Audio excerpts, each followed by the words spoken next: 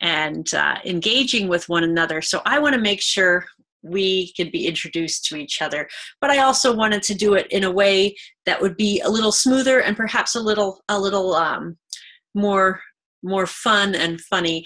Looking at our Facebook profile photos, everyone's Facebook profile photo is public, and just sharing a little bit about who's with us.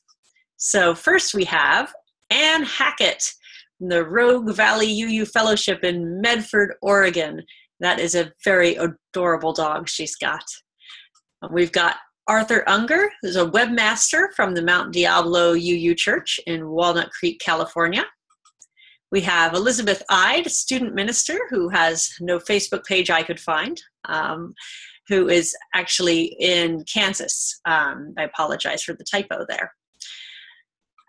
We have Ellen Taylor from Sky Island UU Church in Sierra Vista, Arizona. We've got Francis Widget, Worship Planning Associate from the UU Congregation of Phoenix, Arizona. It's a great old graduation picture there from Facebook. And we've got Jeff Anderla, Office Assistant from that same congregation in Phoenix.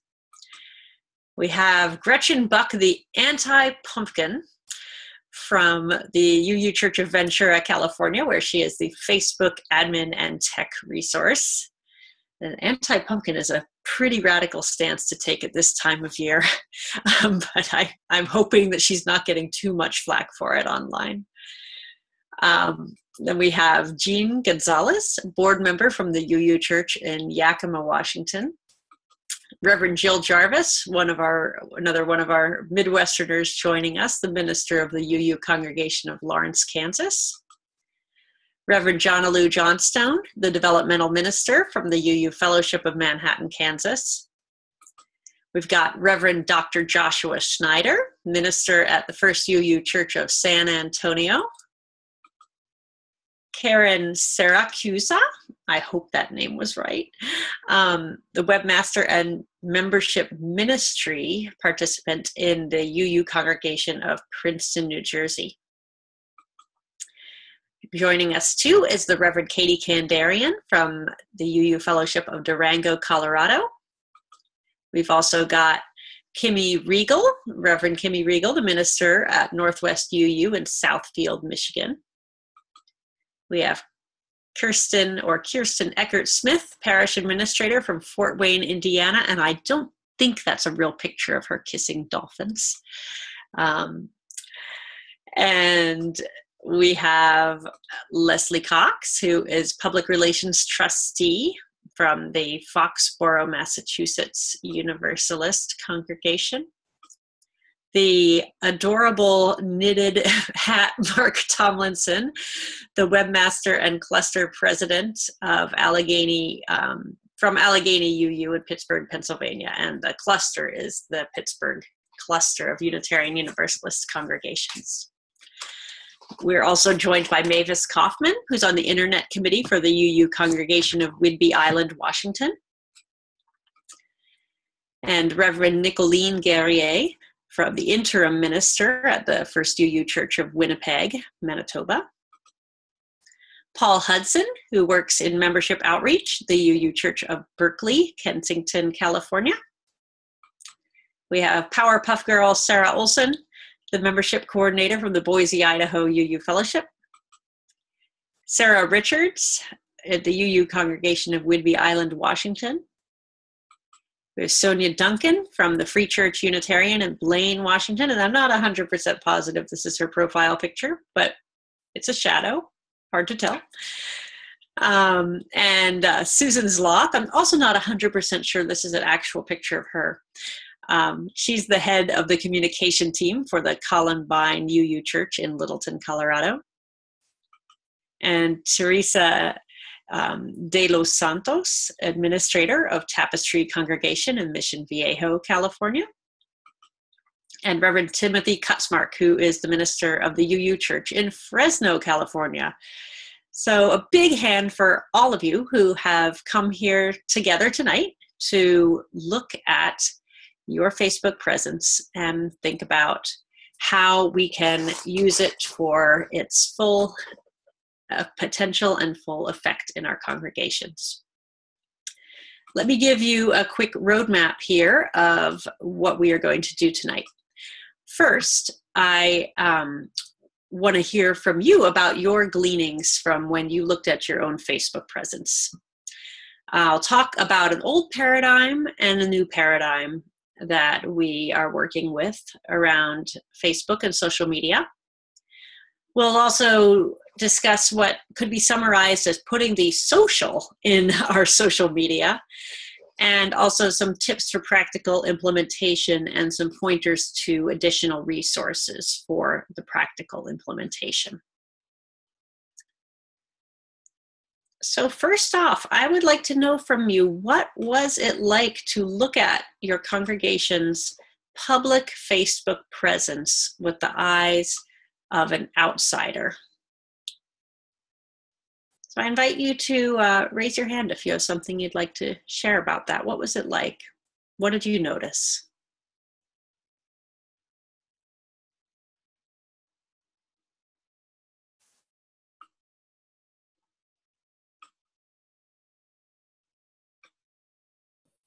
Sarah, I'm not seeing a raised hand. You may just want to call somebody out. All right, I will call on somebody. How about Tim Cutsmark? What was it like taking a look at your congregation's Facebook presence? It was pretty interesting. The most recent posts would show that we're politically active. We're doing phone banking to get out the vote. We've got. I think it also showed that we're at least somewhat relevant to what's going on in the news. We have a prayer for women during a time of misogyny. We do have some invites to attend services, and some of the different multi-faith offerings that we have at church. Not as much Black Lives Matter recently as I would have liked. That surprised me. Mm. Thank you. Thank you. I appreciate that. So you were able to tell a number of things about your congregation and what you're doing that makes a difference in the world. That's fantastic. Did anyone have a different experience than Tim in looking at your Facebook presence? Sarah, we have a raised hand from Nicolene Guerrier and Jean Gonzalez. Okay, Nicolene. Can't hear you yet. Are you muted? Okay, there we go. There we go.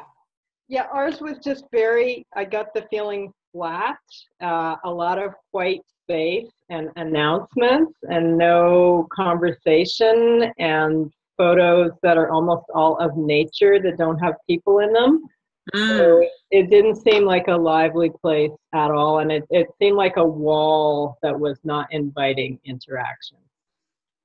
Not that lively, not that inviting of interaction, lots of pictures of nature.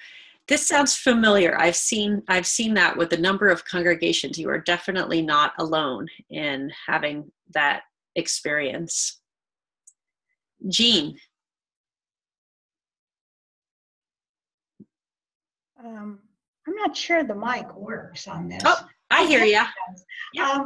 We have a page and a group that's open to nearly everyone. So for the page, which is what we're working on, we have probably way too many things that are reposts of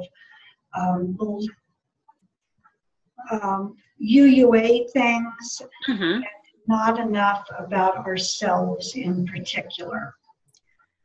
They're good things, they're getting lots of likes, but they're not specific enough to ourselves. It's probably 3 or 4 to 1.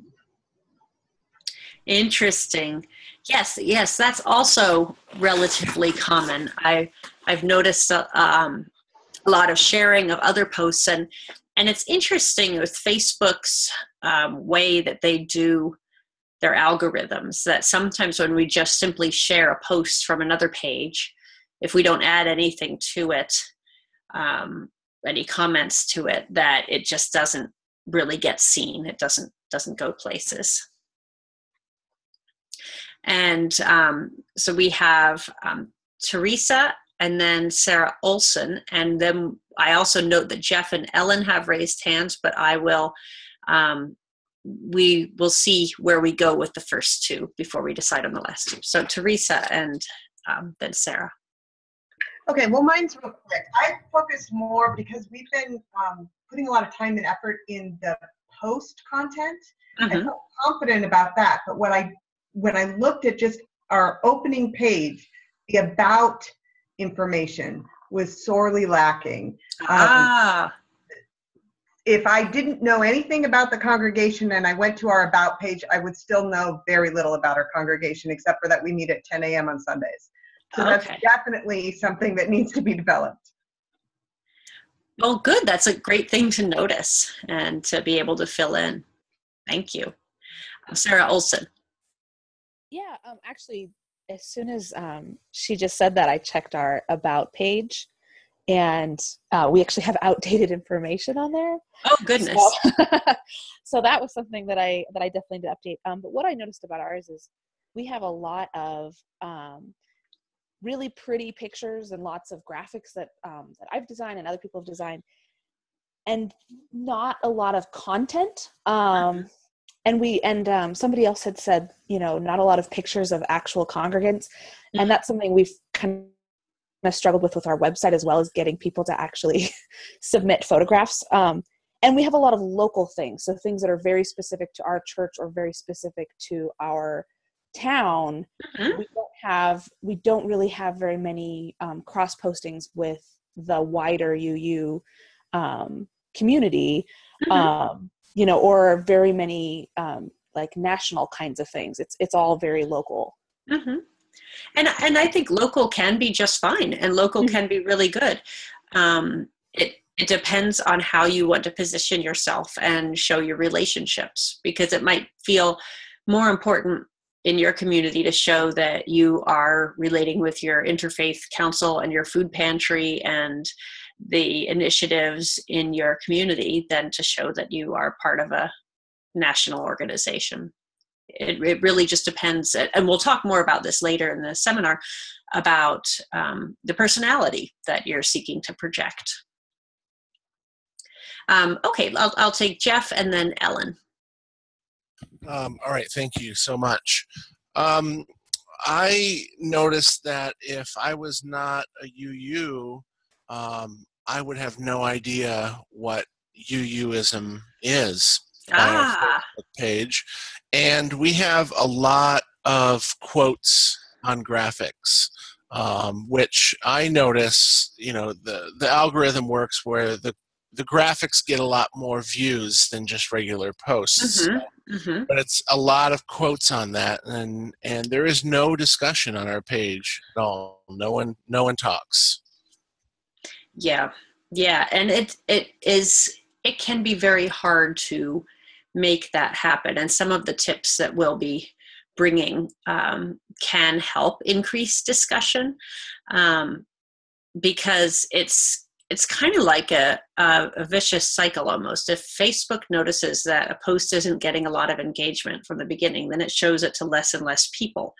And if it notices that it is getting engagement, it shows it to more and more people.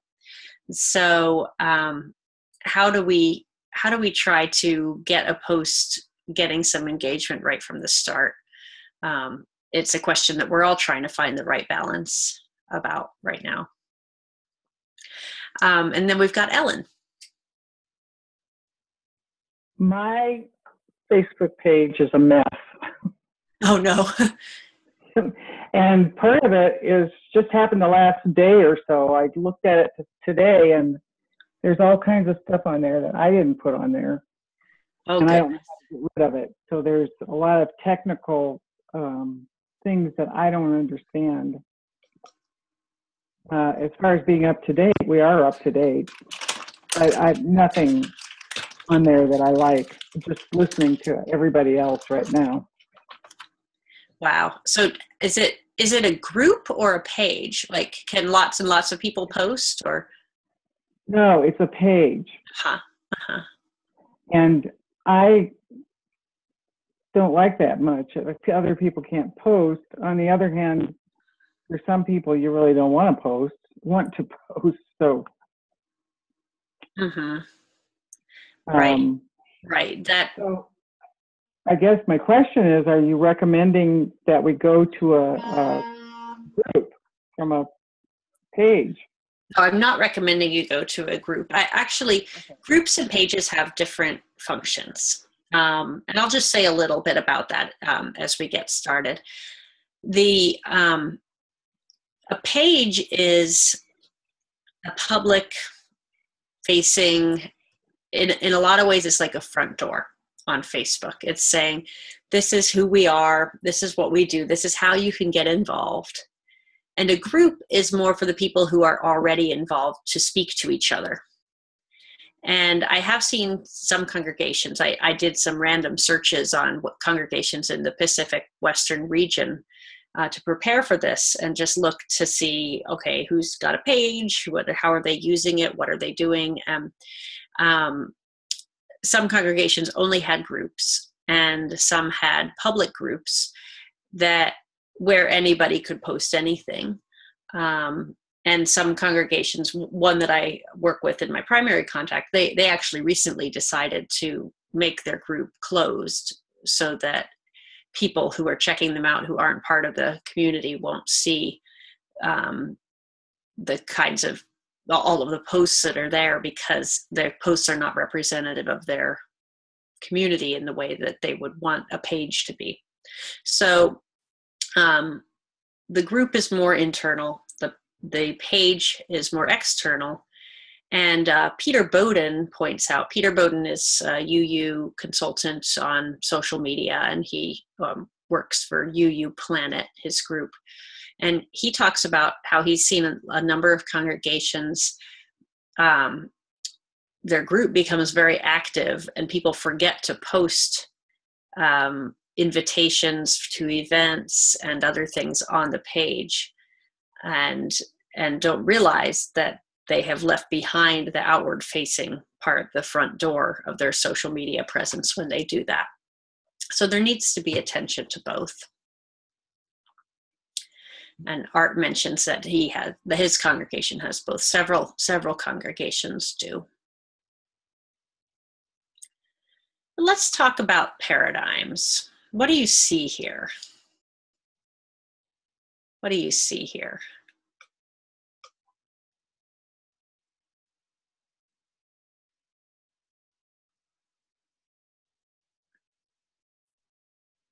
Looks like a young woman from old times, maybe a couple hundred years ago, turning away. Or does it look like a cartoon of an older woman looking to the side? It could be either. And it's one of these illusions that illustrates for us that our perspective and the underlying assumptions that we bring to looking at a thing is a paradigm. And we can shift that paradigm so that we bring a different approach and different underlying expectations, and the results are quite different. So if we approach this just thinking it's a young woman turning away, we see one thing. If we approach it thinking it's an older woman cartoon looking to the side, we see something else. And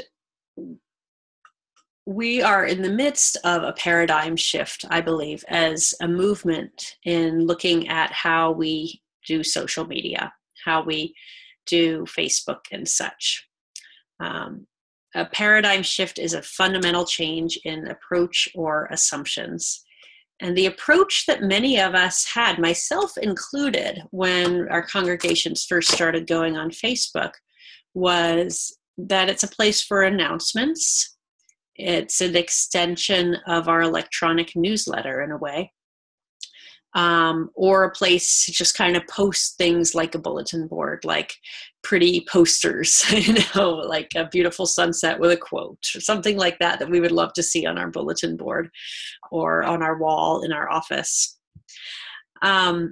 but we're in the midst of shifting to a new paradigm. It really is still a communication device, and we still need to communicate through it and talk about events and talk about our programs. But we're shifting also to a new paradigm that really aligns more with what social media is for. Because social media is social. It's social. It's not monodirectional.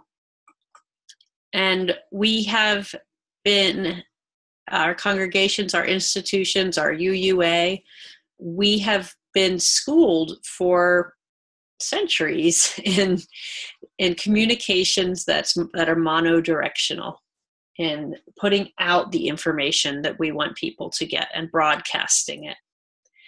But right now, we need to shift that paradigm so that we're engaging in the same activity, Facebook, but with a paradigm of interconnection and using our information, using our presence to create interconnection. We'll say more about each of these. First, I want to show you some examples of broadcasting so that you can understand what that is. This is a post from the church that I attend, the First UU Church in San Diego. It's from this morning. And I say it's an example of broadcasting. I'm curious if you see it that way and if you understand why I see this as an example of broadcasting.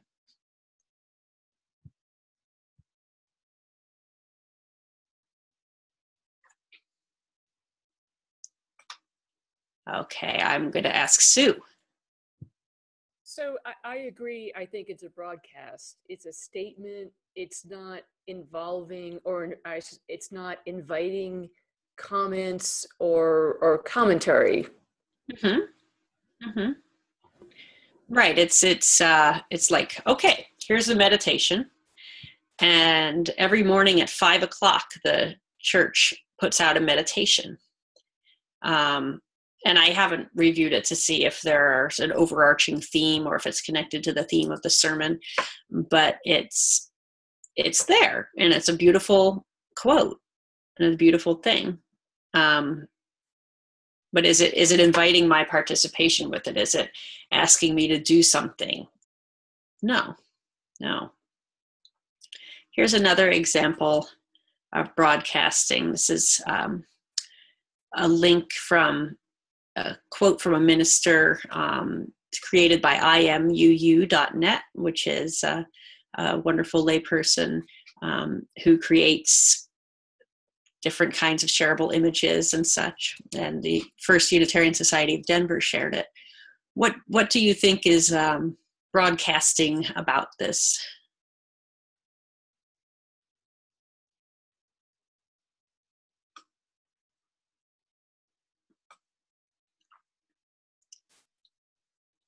I'll ask Katie.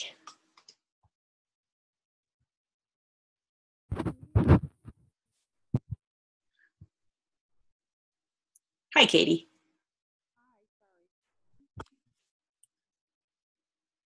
I'm sorry, is it? Oh, there you are.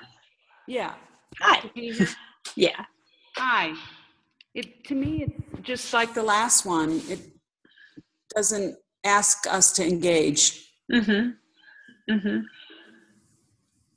Yeah, it doesn't ask us to engage it. I'm thinking, actually, okay. You know what, Sarah? I would say this one is even less like the other one, because it was a meditation that was obviously done personally. Mm-hmm. You could still comment back. I don't know. It just had a feeling that it was a little bit more invitational, where this one to me feels more corporate, or I would not comment on it, even if I liked it. Mm-hmm. But yeah. So you're not feeling the motivation to engage with it. No, although Teresa, who's here with me, appreciated it because of the photo, so that kind of drew her in a little bit. Yeah, it is beautiful. And I think, I think that we often can think that if we add a beautiful photo to the Facebook quote, it'll be a really nice thing and people will want to share it. Actually, Katie, can you mute? We're getting some feedback there. Okay, thank you. And I certainly have been of that mindset. Like if I have a really cool quote, I can put it on a beautiful photo, I can share it, people will be interested in sharing it, they'll engage with it. But why would somebody want to share something like this? They would need to have some burning reason that they need to proclaim that love is bigger than our differences. And maybe the election is not enough of the reason here in the United States. Here's another example of broadcasting. This is like a typical kind of, say, we got an event coming up. And here, they got 4 likes. I mean, it sounds pretty exciting that this guy is coming. This should be a lot of fun. Just 4 likes. One person shared it. That's cool.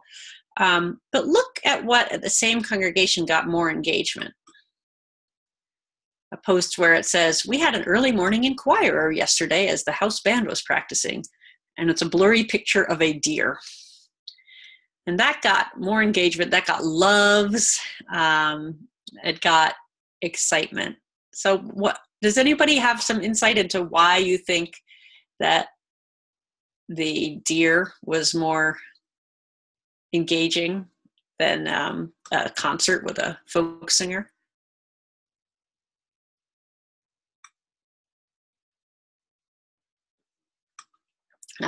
In the deer equals all about animals. Yeah, people like animals because it's real. Katie says in the chat. I wonder about the deer. It's just, if I'm clicking on that, it's unexpected, right? And it has the word "we" in it, Nicolene says, because it is something cool and interesting. And I think also it speaks to the identity of the people in the congregation, that there is something really cool about being part of a congregation where deer wander up. Like you could see that it's out near the woods and there's tall grass. And we do like things more that tie into our identity, that tie into things that we feel good about who we are and what groups we're part of in the world. So an interconnecting approach on Facebook is an approach that works to build up relationship and to connect to people where they are at. And one that's emotionally savvy, and I'll say more about emotions, and also one that shows who you are. I'll say a little bit about each of these things. Now, relationship. When we're involved in congregations, we do well to think of a whole spectrum of relationship that people have with us. It's not just membership where you are or aren't a member. This is a spectrum of faithful relationships developed by our UU membership professionals group and Carrie McDonald in the outreach office, where we're looking at all kinds of people who are in relationship with our congregation. And you can especially see this in a place like Facebook. There are curious individuals who like our page and check out our content. Welcome people who have visited the congregation who are engaging, connected people who might be a friend, but they're not necessarily an engaged participant yet, and then integrated leaders in the congregation. All of these people are folks that we are communicating to. And the part of our Facebook pages are most important, the page itself, for our outreach to the wider community, those curious individuals and those welcomed visitors. And as we're seeking to be in relationship, we seek to understand people, to understand the people we want to be in relationship with. The people who are not yet part of our community, but might have something we need. And in some of the resources that I will share with you at the end, I'll share links with you. And these are the faces of some personas that we developed. These are all faces of actual people, but we have fictional personas associated with them, that can help our congregations look at themselves through the eyes of one of these personas. It's an imaginative exercise that's part of a resource that we're in the process of developing for congregations to use. I know that some of the congregations on this call have used this to look at their welcome and their outside. So you learn to understand someone like the man in the upper right corner with the goatee, who is in an interfaith family, a computer programmer in an interfaith family who's looking for a community of meaning where everyone can be welcome. Or the woman with the cornrows on the bottom who is she's an atheist and her husband is a Christian, and they have a multiracial, multicultural family, and they are trying to find a place where their kids can make meaning with some of the big questions. Or the guy holding up the "We Are the 99% shirt, who is trying to find some hope because he's gotten so burned out with activism, etc. So we try to think about those people who we don't yet know. And we also try to think about the emotional response that we're evoking with our pages. There's a field you can look for some blog posts I've written about user experience and what we know about emotions and how we can try to create positive emotions in the people who engage with us online. For example, we can inadvertently create difficult emotions, like when our about page isn't updated and people can't figure out when they get to the church, or that religious education isn't happening in the summer, or whatever it is. We can inadvertently create negative emotions, but we can also purposefully create positive emotional associations through what we're sharing. And I'll show you some ways we can appeal to emotions. So here's a post. I'm curious if you have a sense of why does this have emotional appeal right now? Why is this getting shared on Facebook a lot? My favorite fall activities include apple picking, pumpkin carving, and smashing the patriarchy. I don't see any hands raised. Anybody want to put something in the chat? It's funny. It's culturally relevant. Yes. The elections. Yes. Right. I think there's something about it that picks up both the joy of the autumn, all the fun things that people love to do, and also the, has an old-fashioned feel, which kind of makes it funny, Art says. But it also taps into the anger that a lot of women and feminists and male allies of women have been feeling at this time of year with all of the attention on sexual assaults by the presidential candidate and all of these various things. So it is emotionally tapping into something that is very timely and very relevant, and it sees anger, but it also creates humor and some delight. Like Mark Tomlinson says, it requires some engagement to get it, which it does. And then you're suddenly a little delighted just thinking of the pumpkin carving, apple picking people getting up and smashing the patriarchy.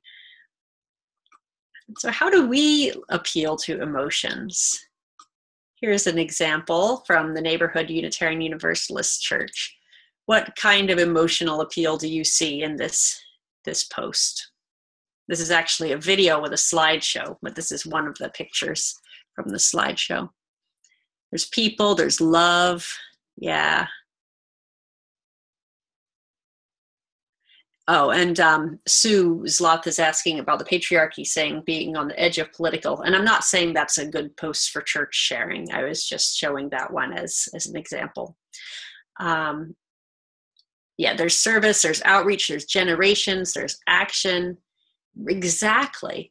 These are powerful images. These are emotional faces. And there's another piece too, which I think it tells your story in a way, because you, the person who's looking at it in your Facebook feed, can identify with it, can identify with those aspects of your own story where you are engaging in service.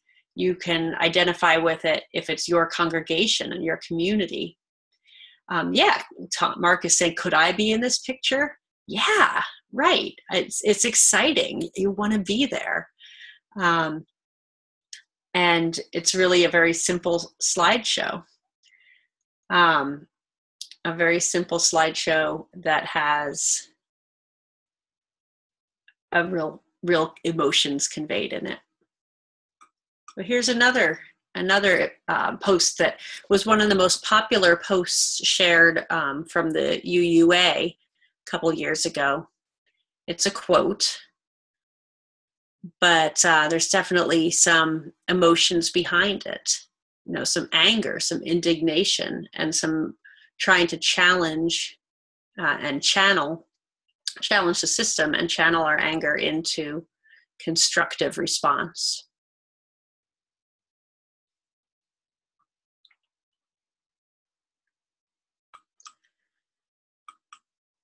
So that interconnecting approach we have, it works on relationship. It connects where people are at. It's emotionally savvy, and it also shows who you are.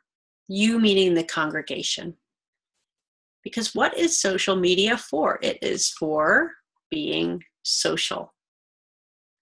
And it does us really well to remember this. And it's not so much built for organizations to be social. It's built for individuals to be social.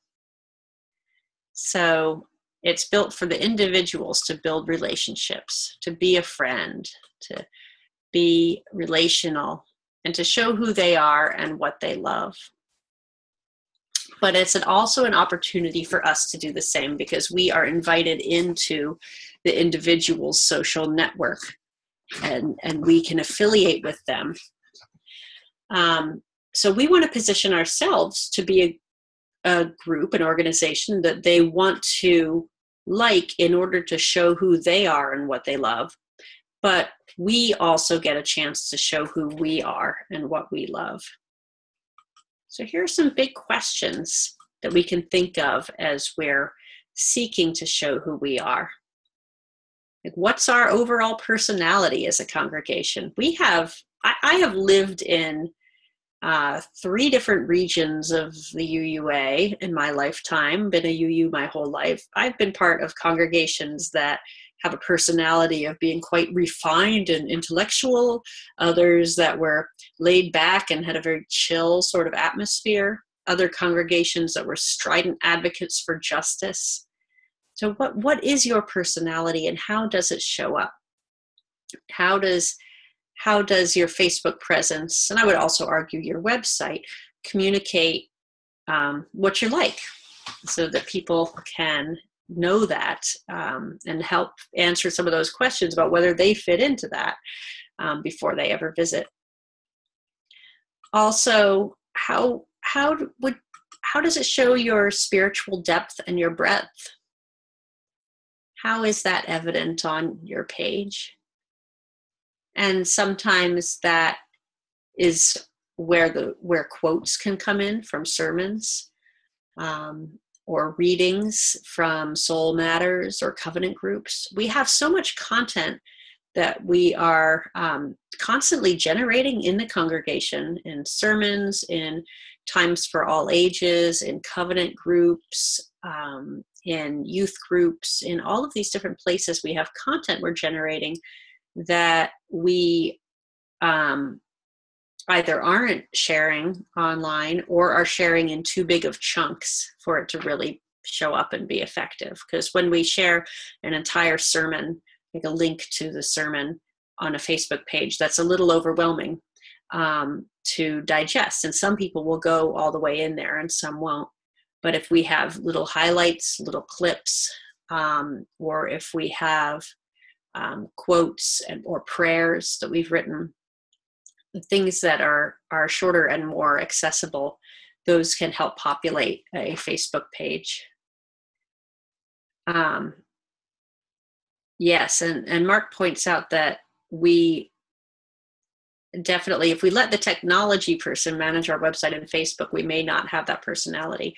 And I can say more about this at the end, but I will say I wish that I, as a minister, when I was serving a congregation, that I had been much more involved in the social media and website presence, because it is a lot to ask someone whose background is technical or administrative, who doesn't have the who doesn't necessarily have the experience of Unitarian Universalism that some of the other leaders in the congregation have, to be carrying all of this for the congregation. So ideally you have a number of people who can generate content, and then they partner with the techies. And some, of course, we do have some techies that are fantastic at generating content as well as tech work, but we want to have a team that's involved. And yes, people do love to hear from the ministers. Yes, I see that in the chat, and I agree. And I do also know that ministers are often just barely finding the time to do the absolute essentials in their positions, and that sometimes it can feel like a lot to take on to also be managing social media. But having the conversation, I would really encourage everyone on this call to have this conversation with the religious professionals and the tech people in your congregation about how you can approach this together. Also, one thing about showing who you are is who's truly included in your congregation. How do you show that in your site? Also, who and what are you connected with in your larger community? Like your organizational partnerships. How do you show that you are involved with the local organization that's working with immigrants for justice? Or how do you show that you are involved in working for transgender equality? And so how Facebook is actually a wonderful and easy place to show those things, by showing that your page likes these other pages, or by sharing other organizations' posts. And also showing how you're making a difference is important. I'll show a couple examples here. And I'll say, well, we're about to switch to tactics. These are some of the big questions. And some of the tactics involve telling stories. And you saw that post from Pasadena with the lovely adult and child who were doing the service work. We have to find ways to tell stories on our pages. Yesterday on the UU Church of Berkeley's website, this might be a little bit hard to read, but this is featuring the story of a member of the congregation who has been working in Arizona to help the efforts to have Sheriff Joe Arpaio's basically his crimes against humanity called out, and so she has been working there to do voter canvassing. And there's also 2 other members who have been working in Iowa and Ohio for the election. And so it's showing Unitarian Universalists making a difference, and showing individuals out working on political campaigns is a fine thing to do. And it shows that this congregation is one that is politically involved and standing on the side of love. You can see the Standing on the Side of Love t-shirt in the image there. And here's a really easy way to do some storytelling. Reverend Nancy Palmer Jones, who's the woman in all these selfies, she went to a conference called Pot of Gold, put on by the Liberal Religious Educators Association in the Pacific Central District, and took a bunch of pictures and did a bunch of shout outs. And that kind of sharing is pretty easy to do with smartphones becoming so ubiquitous. And it tells a story of what the minister was doing, what the religious educator was doing, and what our larger UU movement is doing. Our cover photos and our profile pictures make an impression. Here's one from the First Unitarian Universalist Church of San Diego. And here's one from the UU Church of Berkeley. What do you notice comparing these two?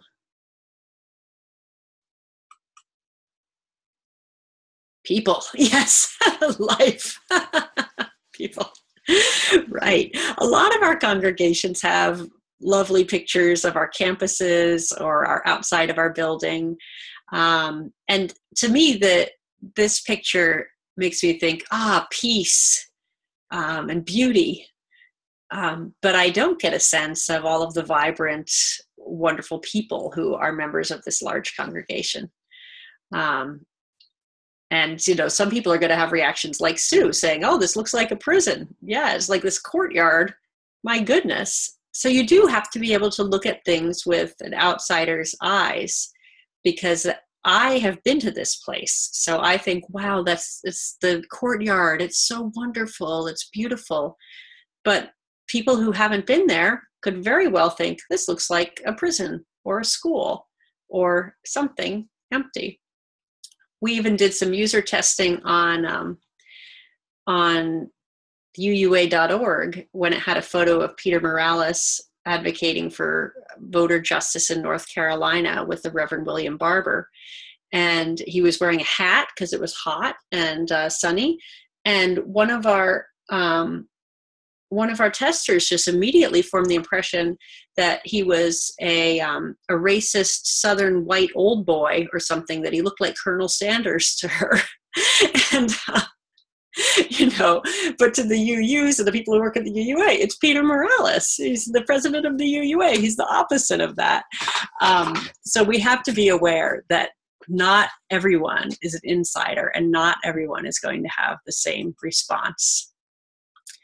And our cover photos and our profile photos really do matter. Like the first impression that people make within the first 2 seconds is very important as to whether they're going to keep exploring the page. I just want to tell you a few more things. We have lots of resources online for creating shareable images. GIMP, Canva, PicMonkey, and Pixlr are a few of them. And they are really nice for creating graphics for invitations for Facebook, for sharing quotes, for making all kinds of things to share. And also, actually, you can also use PowerPoint if you have Microsoft PowerPoint and save something as a JPEG, and that makes it easy to post online. Oh, and we see a couple notes here that there's picfont.com as well. And so we do have a lot of great resources out there that don't involve having to get Adobe Photoshop or some expensive software.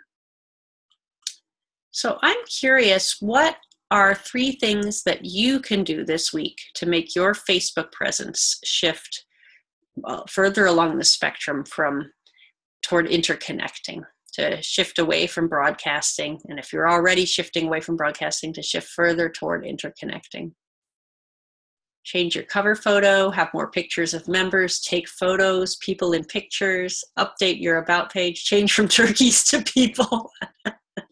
Change the photo, ask questions. Yeah, ask questions. I like that. Figure out who we want to connect with. Tell more stories. Address the issue in terms of not speaking for the whole congregation. Yeah, that's something you could do. Use the Facebook Live function for the minister or our redirector twice a month. That's a neat idea. Some congregations and ministers are experimenting with that. And I will be sharing the slides, and I'll be sharing the recording of this webinar. I don't have detailed notes to share. Someone asked about that. Katie is mentioning she's seen a couple ministers preach on the live function. That's pretty amazing to do. Well, good. It sounds like you've got some good plans and some good starts, and it's a process.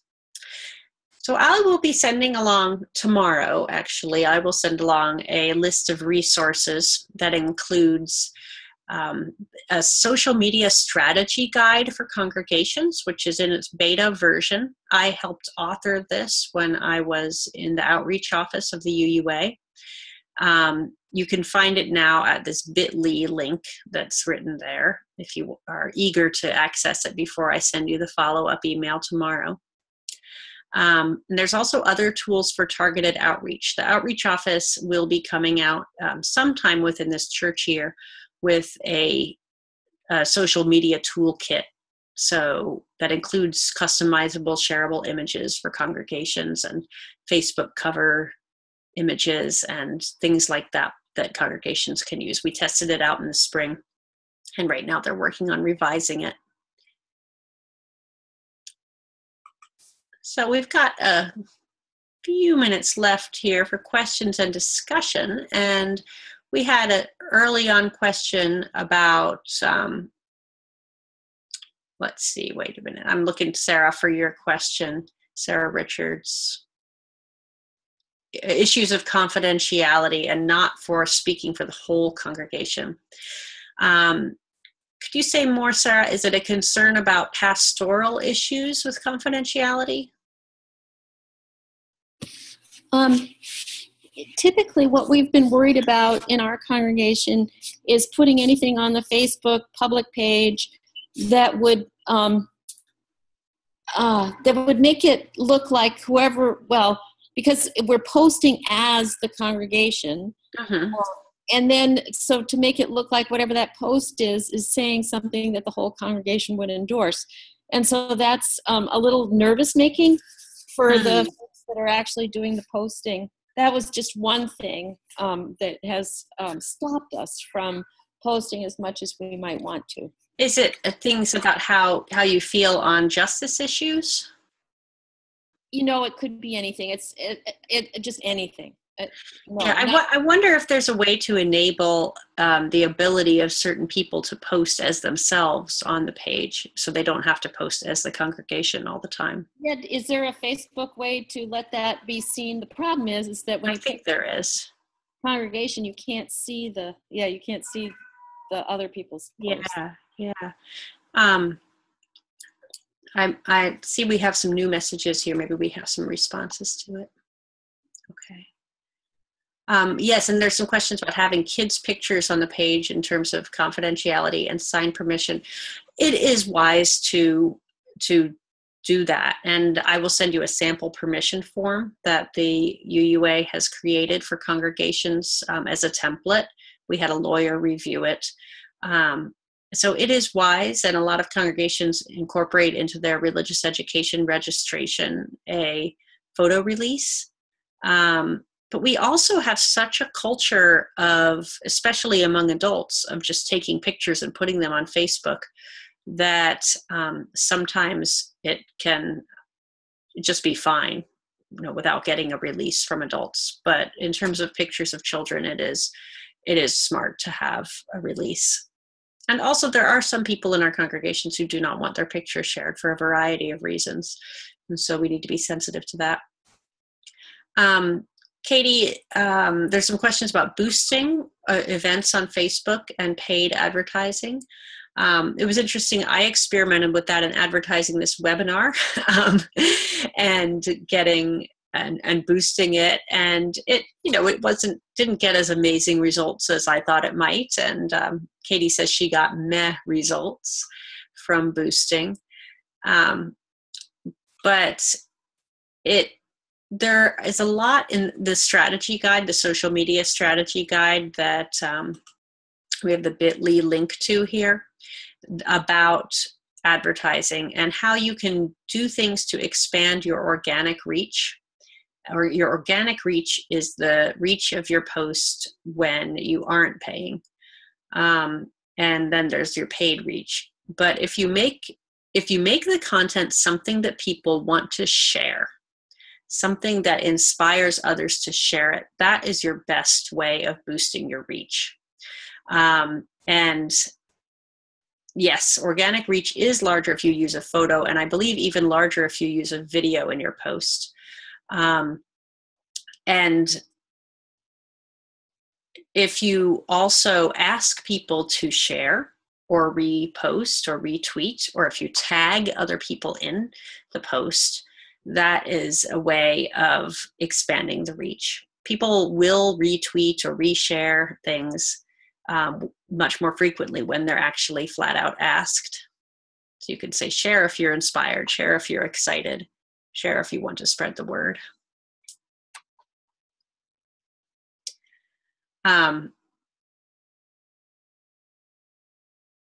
Okay, I see we have a question about a public group in addition to the page that has many non-church members. That question, Jean Gonzalez, I can follow up with you later on that question, so I don't have an immediate answer for you right now. Well, we are at 8 o'clock, and I really just want to thank you for your time and your participation here. I hope that you have come out of this a little further along the paradigm, moving toward a sense of using your Facebook as a tool for interconnection and engagement and broadening. And especially